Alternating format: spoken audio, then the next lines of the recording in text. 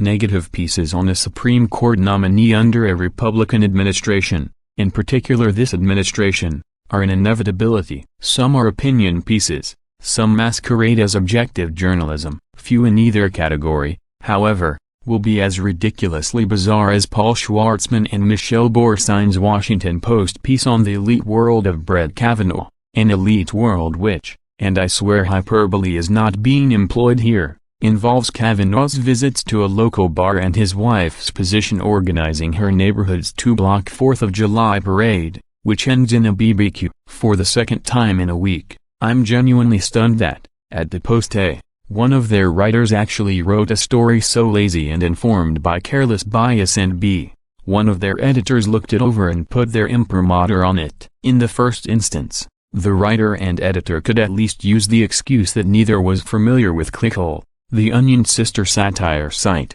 when they used quotes from Green Day's frontman in an article without noticing it was fake news. This time, they somehow made jaws drop here by using the facts, which actually feels worse. Take as an example the story's opening vignette, which should have informed everyone involved they had embarked on one of the more ill-conceived exercises of Kavanaugh-related punditry. The Chevy Chase Lounge is a neighborhood joint where bartender Tim Higgins is accustomed to bandering with long-standing patrons, including a middle-aged guy named Brett who likes to pop in for a Budweiser and a burger after coaching his daughter's basketball games. Schwartzman and Boorstein write. As he watched the news recently, Higgins learned something else about Brett Kavanaugh.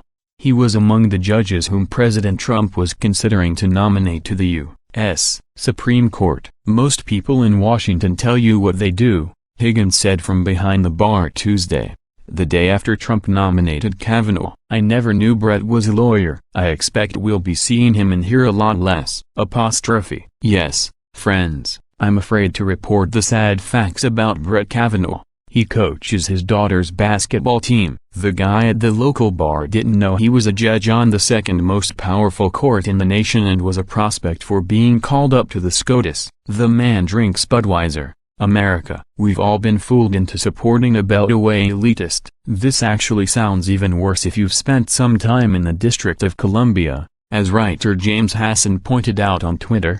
The story then tries to redeem itself slightly, pointing out that Kavanaugh went to a selective, expensive D.C. prep school and then Yale, resides in the high-end Maryland suburb of Chevy Chase and goes to church in an elite Catholic parish. I didn't know there was a country club membership committee for Catholic parishes, but okay, I'll bite. And then it bounces back to the thoroughly inexplicable way you publish this vibe that the first few paragraphs set. For more than a decade, Kavanaugh and his wife, Ashley, whom he met when she was Bush's personal secretary in the White House, have lived on the Maryland side of Chevy Chase, an enclave at the center of establishment Washington, with streets lined with million-dollar homes, most of them inhabited by accomplished Democrats. They write. Yet, at a time when the country is defined by its polarized politics, Kavanaugh's deep Republican ties, he drew up the grounds for impeaching President Bill Clinton and was part of the legal team that handed Bush the presidency,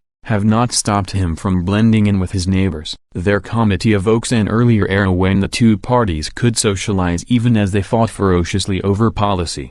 Emphasis mine. Ignoring the claim that Bush's lawyers handed him the presidency, that's honestly the least dumbfounding lapse in impartiality one finds in this piece. They actually find it a sign of elitism that Kavanaugh doesn't bicker with his neighbors over politics.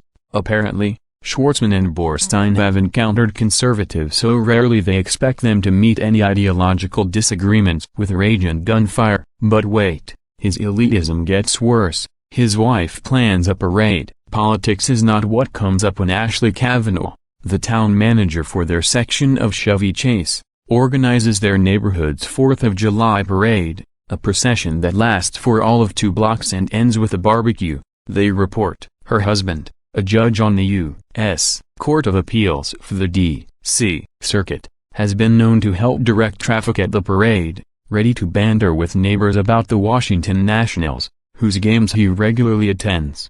Emphasis again mine. For reasons that ought to be obvious to everyone under the sun, I mentally checked out on the article on this point. Apparently his church has been home to a diverse array of prominent Washington Catholics, From Ted Kennedy to Pat Buchanan, there are few parishes in Washington suburbs that wouldn't lay claim to a few political heavyweights over a long period, but whatever. And did they mention Chevy Chase as a Tony suburb? Oh, well, they do it again. And then one of his neighbors, apparently a Democrat from his quotes, says he talks about baseball or Springsteen with Brett, and notes that Kavanaugh is no different than any dad in the neighborhood and that he's familiar with how eminently qualified he is to do this. He's the type of Republican you would want the Republicans to nominate. Then they move on to his wife's $66,000 a year job with the town and how, as he is the antithesis of the name-dropper from the same guy they got quotes from before. Then his parents being from Washington. Oh yes,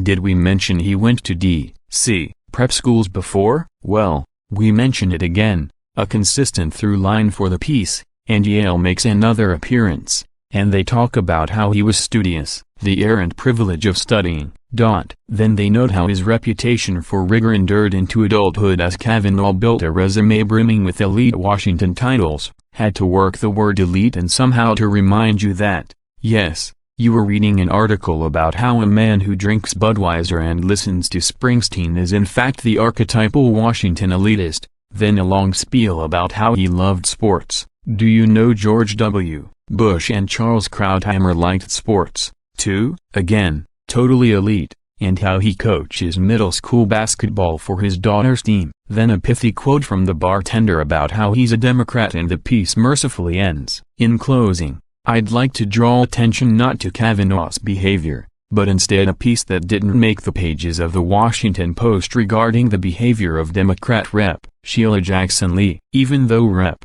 Jackson Lee is one of the most influential members of the liberal side of the Democrat caucus, the Post declined to report on 2011 allegations that she repeatedly verbally abused staff members, including handing one the nickname "You Stupid Mother." In Jonathan Strong's piece in the Daily Caller, one employee remembers requesting a meeting early on in her tenure to ask how best to serve the congresswoman. According to the employee, Rep. Jackson Lee responded, What did you say to me? Who are you? The congresswoman. You haven't been elected. You don't set up meetings with me. I tell you. You know what? You are the most unprofessional person I have ever met in my life. This hasn't merited coverage in the Post's pages in the 7 years since it was first reported. But please, let's hear more about how Kavanaugh's life of Budweiser and barbecues and coaching basketball merits what amounts to a hit piece about his elitism. Even though his behavior speaks to a demeanor far removed from the ostentatious ladder-climbing and casual power-tripping germane to the district. It's one thing to write a hit piece under the aegis of actual journalism, but if you're going to do it, don't miss the target so wildly. Insulting objectivity is bad enough, but do you need to insult the reader in the process?